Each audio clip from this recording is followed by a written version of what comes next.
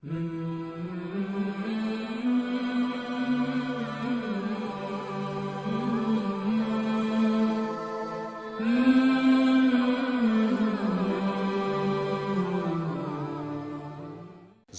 کس طرح چھیل کے رکھ دیتی ہے، قرآن کہیں کہیں اس کی نشاندہی کرتا ہے۔ یہ تانا دینے کے انداز قرآن نے سکھائے نہیں بتائے ہیں کہ ہم بچ سکیں۔ سکھایا غلطی سے نکل گیا تمہارا تو یہ ٹیپوں کا نظام ایسا خطرناک ہے، غلطی سے بھی جملہ نکل جائے، لو جی دیکھو مولانا نے کیا کہہ دیا۔ سچی بات ہے، اتنا زوال ہے، میں حیران ہوتا ہوں۔ میری بات ہوتی آگے پیچھے سے کاٹ کے میرے اوپر کفر کے فتوے لگائے ہوتے اور خود عاشق رسول بنے بیٹھے ہوتے ہیں، یعنی میں حیران ہوتا ہوں۔ آج کا میڈیا بہت ظالم ہے، بہت ظالم ہے، ان کو حساب دینا پڑے گا۔ یہ کھڑے ہوئے ہیں، یہ کاٹ دیں گے بیچ میں، یاد نہیں، یہ کاٹ دیں گے، یہ نہیں ڈالیں گے۔ چھوٹی سی بات ہوتی ہے، سوشل میڈیا گالیاں دے دے دے دے دے، میں کہاں ٹکر ماروں جا کے، کہاں سے الفاظ لاؤں، کیسے دستک دوں کانوں کے دروازوں پر۔ اتنا فریب فراڈ اتنا تو دجال بھی نہیں کرے گا جتنا یہ سوشل میڈیا پہ ہو رہا ہے۔ مجھے رونا آتا ہے کہ میری قوم کس قدر زوال کا شکار ہو چکی۔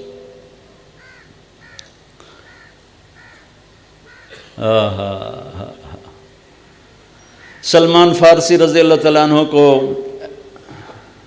ایسی باتوں میں سے بات یاد آ گئی۔ قریش کہنے لگے تو ایرانی ہے، ہم قریشی ہیں، اور سلمان وہ ہیں جن کے بارے میں اللہ کے نبی نے فرمایا سلمان منا اہل البیت، سلمان ہمارے اہل بیت میں سے ہیں، حالانکہ ایرانی تھے۔ اور آپ نے فرمایا کہ ان اللہ تعالی امرنی ان احب اربعۃ من اصحابی وانہ اخبرنی انہ یحبہم وعلی منہم وعلی منہم وعلی منہم۔ آپ کی برکت سے حدیث بھی یاد آ گئی۔ میرے نبی نے فرمایا کہ میرے اللہ نے مجھے کہا ہے کہ میرے محبوب میں آپ کے 4 ساتھیوں سے بہت پیار کرتا ہوں، آپ بھی ان سے پیار کریں، اور علی ان میں سے ہے، اور علی ان میں سے ہے، اور علی ان میں سے ہے۔ 3 دفعہ یہ دہرایا کہ اے میرے محبوب میں آپ کے 4 ساتھیوں سے بہت پیار کرتا ہوں، لہٰذا آپ بھی ان سے پیار کریں، اور علی ان میں سے ہے، اور علی ان میں سے ہے، اور علی ان میں سے ہے۔ علی، ابو ذر، سلمان، مقداد رضی اللہ تعالی عنہ۔ سلمان فارسی کو تانا ٹھوکا، کتھو آ گیا ایرانی قریشی۔ وہ کہنے لگے نہیں نہیں، میں تو ایرانی بھی نہیں ہوں، میں تو خلقت من نطفۃ نتنہ نجسہ، میں تو ایک ناپاک پانی سے بنا ہوں۔ ثم اعود جیفۃ منتنہ، پھر مرنے کے بعد میرا جسم بدبودار ایک میت بن جائے گا۔ ثم اقوم لرب العالمین، پھر میں اللہ کے سامنے کھڑا ہوں گا۔ فَإِن ثَقُلَتْ مَوَازِينِي فَأَنَا كَرِيمٌ وَإِن خَفَّتْ مَوَازِينِي فَأَنَا لَعِيمٌ، پھر اس دن اگر میری نیکیاں بڑھ گئیں تو میں عزت دار ہوں، تم جو مرضی کہو مجھے پرواہ نہیں، اور اگر میری نیکیاں گھٹ گئیں تو میں ذلیل و خوار ہوں، پھر جو بھی کہتے ہو اس سے زیادہ کا حقدار ہوں۔ یہی کچھ ابو ذر رضی اللہ تعالیٰ عنہ کے ساتھ پیش آیا کہ ایک آدمی نے ان کو گالیاں نکالی، چپ کر کے سنتے رہے، وہ گالیاں دیتا رہا، یہ سنتے رہے۔ جب وہ اپنا زور لا کے تھک بیٹھا، بھئی ہوں سٹاک مک گیا، ان کے تھوکا ڈنگا لی، فرمانے لگے بیٹا میرے سامنے ایک گھاٹی آ رہی ہے، میرے سامنے گھاٹی آ رہی ہے، اگر میں پار کر گیا تو تیری گالیوں کی پرواہ نہیں، اور اگر میں گر گیا تو جو تو نے کہا میں اس سے بھی زیادہ کا حقدار۔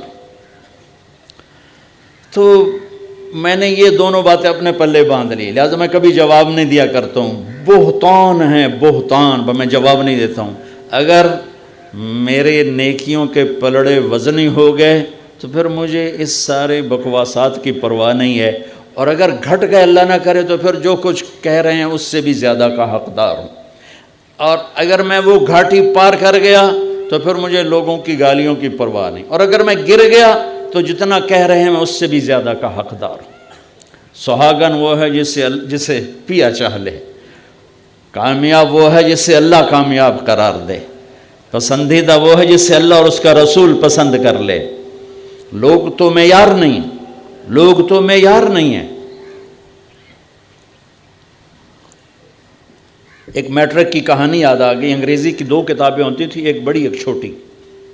اس چھوٹی کتاب میں چھوٹی چھوٹی کہانی ہوتی تھی، تو اس کی ساری تصویریں میرے سامنے آ گئیں کہ باپ بیٹا جا رہے تھے، باپ گدھے پہ سوار تھا، بیٹا ساتھ چل رہا تھا، تو کچھ لوگ کھڑے تھے کہنے کہ دیکھو کیسا ظالم باپ ہے، معصوم بچے کو چلائے ہوا خود اوپر بیٹھا ہوا۔